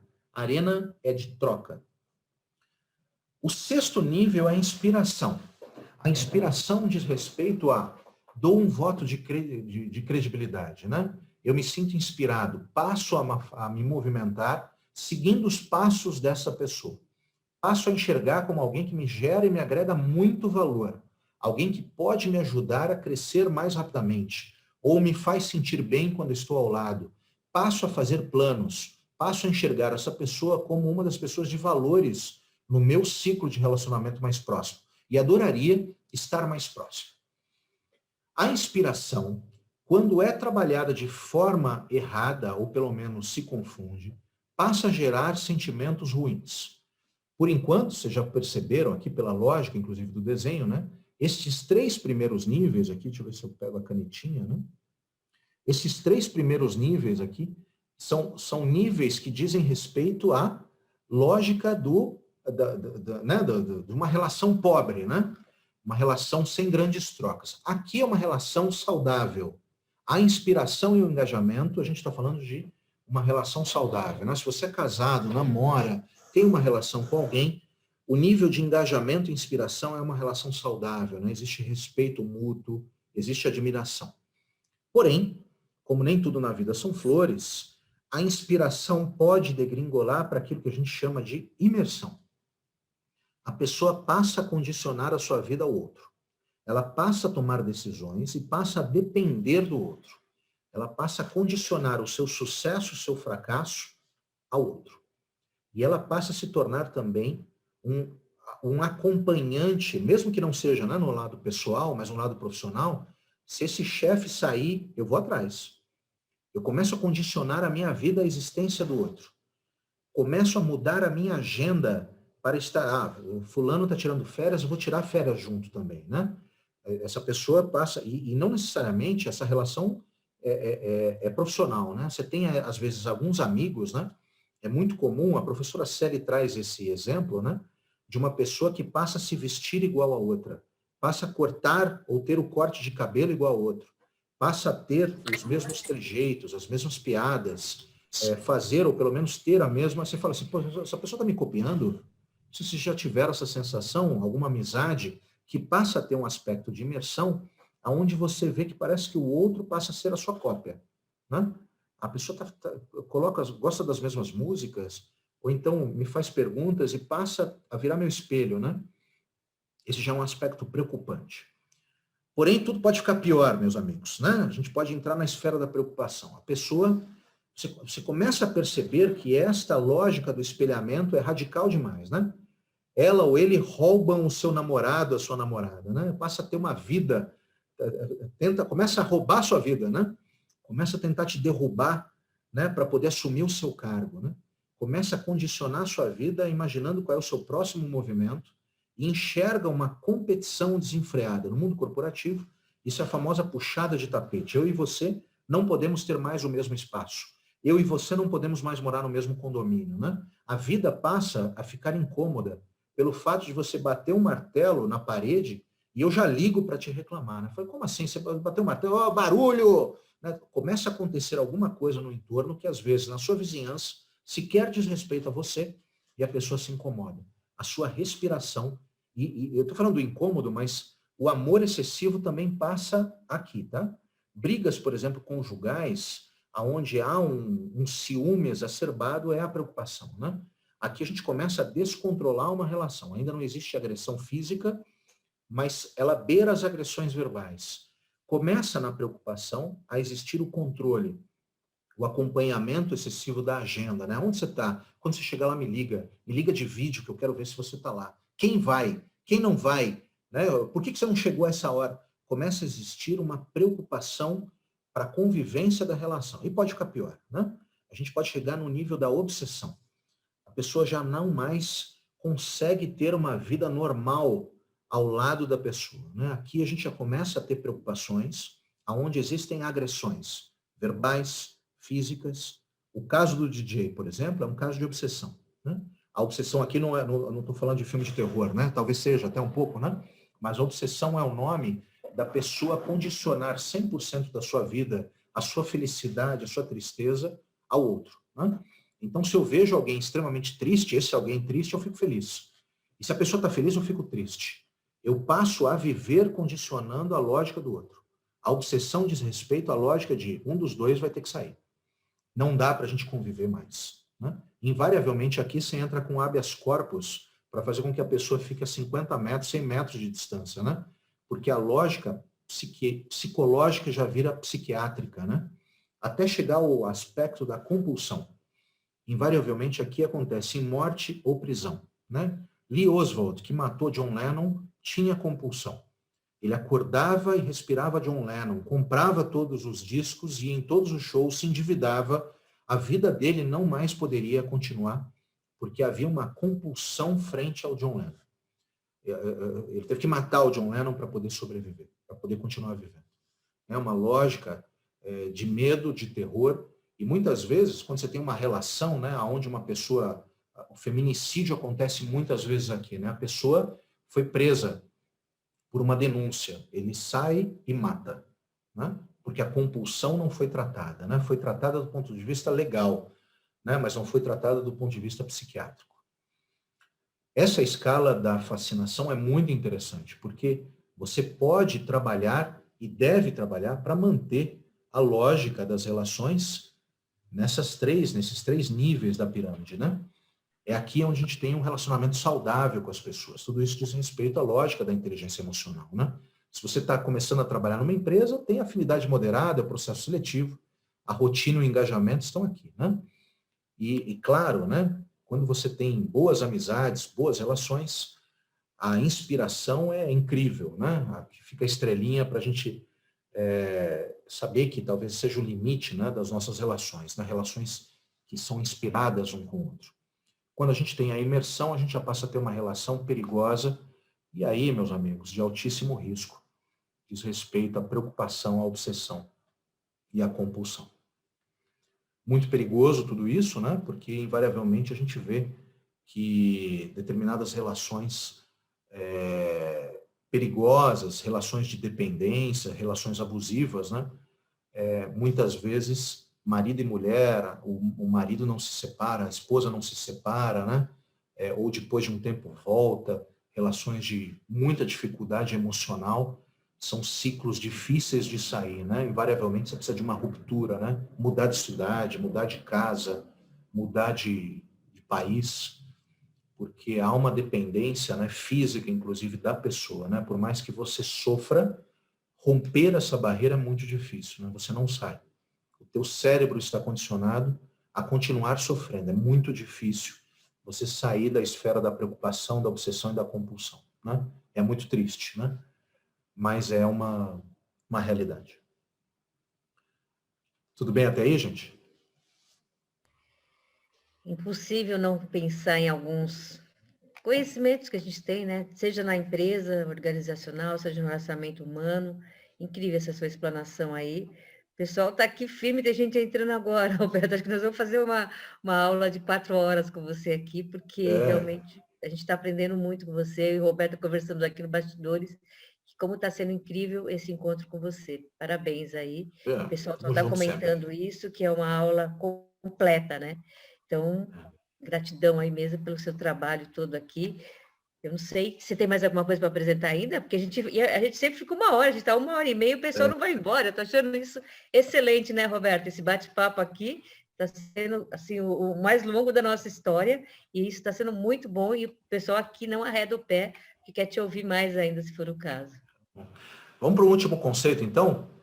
Vamos? De inteligência emocional, que já beira ao nível mais da sociologia, né? Ótimo. Talvez alguns de vocês possam conhecer esse último conceito de um autor brilhante, né, do Rudolf Steiner, que é o pai da antroposofia, né, o estudo do antropo, o estudo do ser humano, né? E a inteligência emocional diz muito a respeito da lógica das relações, né? É muito difícil, às vezes, a gente conseguir entender o outro, né? E a lógica da empatia diz respeito a conseguir compreender que os outros pensam de forma diferente. Quando a gente fala de diversidade, a gente está falando disso, né? Então, Rudolf Steiner criou uma teoria fantástica, né? Que diz respeito à lógica de como é que a gente consegue entender o propósito dos outros, né? Eu trago aqui a brilhante teoria do Rudolf Steiner dos setênios. É uma teoria maravilhosa que nos traz muito conhecimento a respeito da inteligência emocional. O que o Rudolf Steiner dizia, né? Que todos nós mudamos radicalmente a cada 7 anos. A cada 7 anos, por isso que é a teoria dos setênios, né? Nós vamos mudando radicalmente o nosso jeito de ver a vida. E ele traz, por meio dessa figura incrível, a explicação de como nós vamos mudando ao longo da nossa vida. E a inteligência emocional passa por essas provas, né? Eu vou dar o exemplo desse primeiro setênio, né? A gente tem 9 setênios, até porque quando a teoria foi criada, a idade média de um ser humano era no máximo 70 anos, né? Mudou bastante. Mas ainda assim ela é muito, muito, muito prática, né? Quando nós temos de 0 a 7 anos, né? O mundo é bom, né? A criança, ela enxerga sob uma perspectiva de que não existe comparação para a sua inteligência emocional, né? Então você vê aquela criança, né, que fica chorando no restaurante porque quer ir embora. Fala, pô, essa criança não se toca, né? Tem gente que é desumano, né? Olha e fala, ai meu Deus, se fosse meu filho, né? Mas não existe a inteligência emocional constituída ali, né? E é muito interessante porque a criança nesse primeiro momento, né, é uma criança modulada pelo corpo físico, né? É uma criança que enxerga que o mundo é bom. Por isso que a gente fala tanto, né? Não aceita bala de estranhos, porque não existe maldade, né? Não existe arrependimento, né? Ela não tem o cérebro, o neocórtex, tão recheado assim, né? Aqui existe uma lógica muito interessante, né? O Leonardo, meu filho, né, quando tinha 3 anos, eu o levava para a escolinha de mão dada. A gente entrava junto na escolinha, eu o levava até a sala, ele sentava, eu tinha que sentar na cadeirinha do lado dos amiguinhos, e eu brincava um pouco com ele, né? Porque se eu saísse, ele chorava, né? Saía escondido da sala, né? Quando ele passa para este setênio, ele já enxerga que a escola é uma referência. E menos os pais. É aqui que surge aquela famosa frase eu vou na casa de fulano e todo mundo vai. E os pais falam, você não é todo mundo. Mas ele enxerga que os movimentos fazem parte da lógica e ele tem que se embrenhar nos movimentos, senão ele fica de fora socialmente, né? Nessa época, eu também o levava de mão dada à escola, com 13 anos, e a 2 quilômetros de distância, o Leonardo soltava a minha mão, virava para mim e falava, vaza, pai. Eu falava, não, eu vou com você até a sua sala, vou sentar na cadeirinha do seu lado. Eu falei, pai, os meus amigos me matam, vou morrer de vergonha, cai fora. Ele não falava assim, né? Ele sempre foi muito educado, né? Mas a lógica deste setênio, se eu não conheço, eu começo a sofrer, né? Eu falo, poxa vida, meu filho, onde foi que eu errei? Não, a lógica de visão de mundo dele está mudando, né? Com 14 a 21 anos, a gente já começa a ter adolescente em casa, né? Já começa a lógica dos amigos, né? Esse é um momento muito importante para a gente evitar as drogas, né? Dos nossos filhos. Por quê? Porque os amigos ditam a formação do caráter aqui, né? É uma lógica que a gente tem que compreender. Seu filho fala assim, pai, mãe, eu quero fazer tal coisa, ou então um trainee, né? Muito estagiário, muito trainee, deixa eu fazer tal projeto, vai, né? A lógica é de aprendizado, né? De liberdade, né? Uma liberdade com responsabilidade. Este setênio diz respeito, não dá para a gente se enfurecer por causa de um adolescente que é revoltado, né? Essa revolta é inerente à vida dele, né?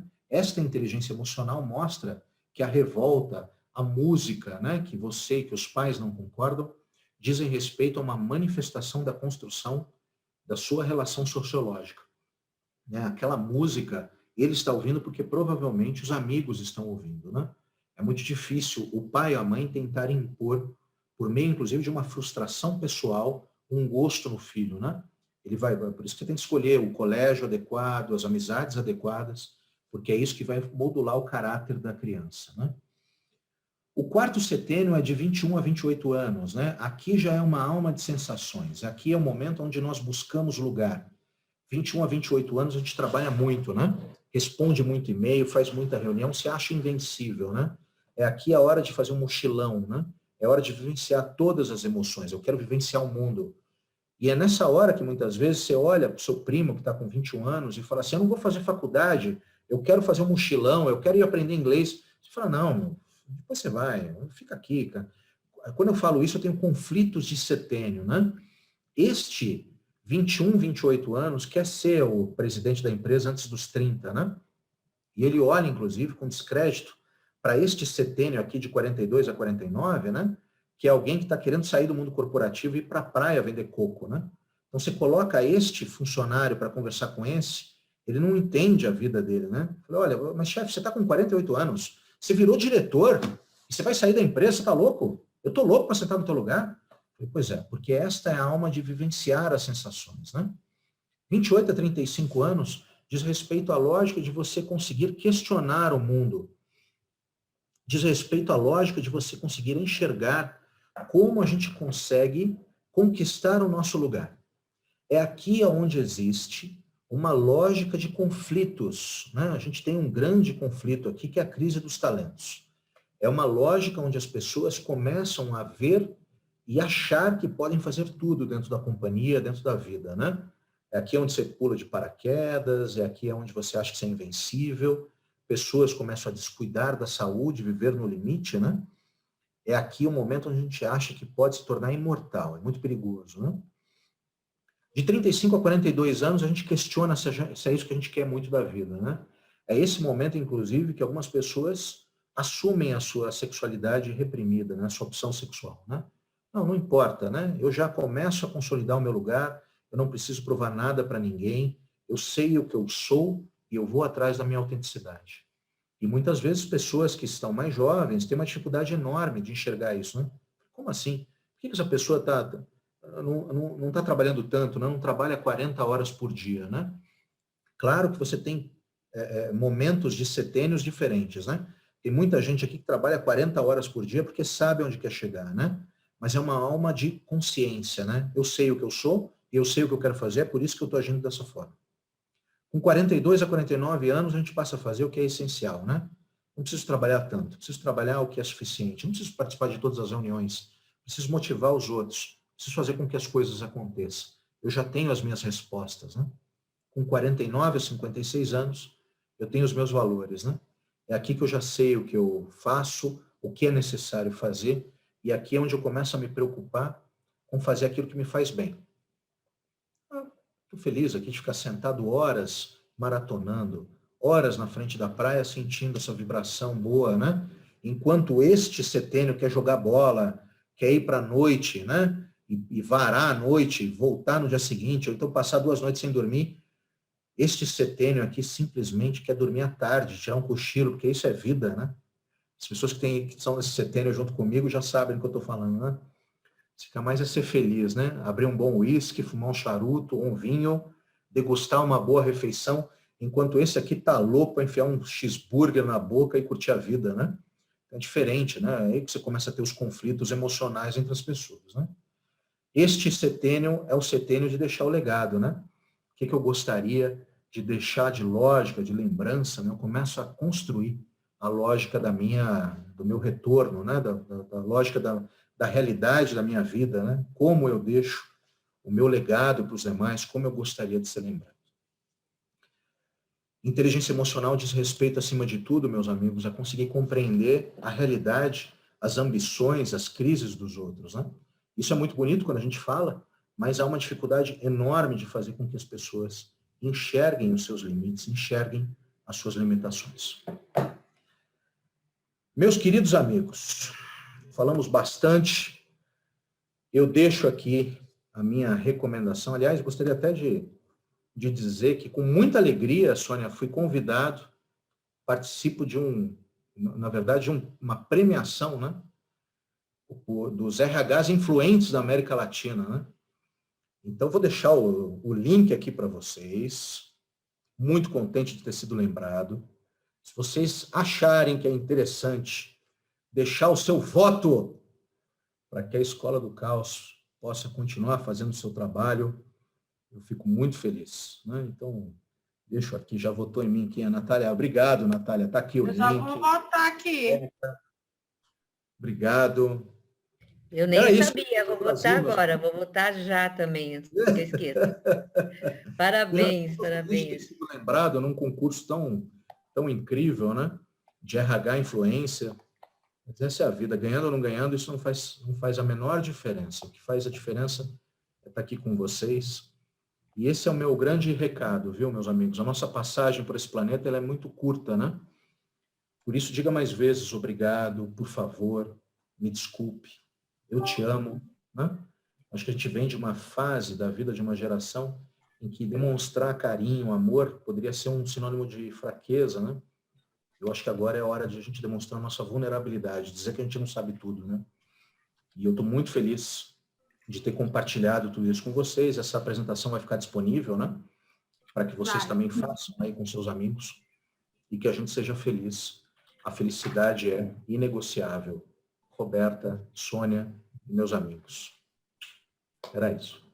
E a felicidade é nossa de ter uma noite tão boa como você. Eu nem lembrei que está frio. Ficou até quente aqui, que a gente ficou tão fascinado com a sua fala que a gente esqueceu desse tempo frio aí. Muito aprendizado. Acho que todo mundo aqui que ficou até o final. Tem pessoas aqui que nunca entram na nossa sala, que já até falei aqui no particular, que o que aconteceu? Não, Roberto, não posso perder. Então foi muito bom mesmo, a gente aprendeu demais contigo. Roberta, se você quiser falar também alguma coisa aqui, agradecer. Eu sou super suspeita, né? Porque, assim, eu sou apaixonada pelo caos, né? O caos, escola do caos e o caos. Eu sou o próprio caos, né? Mas, assim, eu acho que a energia que vocês passam, não só você, Alberto, você, Amanda, o Anderson, vocês passam uma energia muito boa e que eu faço questão de sempre estar lembrando e sempre estar trazendo para junto de nós, né? E toda vez que eu trago, é muito bom. Por isso, renova essa vontade de estar junto. Muito obrigada. Eu que agradeço, Roberta. Obrigado aí por nos brindar com a tua história de vida, com a tua experiência, com o teu trabalho. Você também, Sônia. A BRH é incrível, né? Eu tenho orgulho de chamar o Guilherme Cavalieri de amigo, né? o próprio Sardinha também na BRH Nacional. Quanta gente boa que a gente tem, né? E parabéns pela atitude de ter essa vontade de disseminar conhecimento, independente de qualquer coisa, né? Conte sempre com a gente aí, tá bom?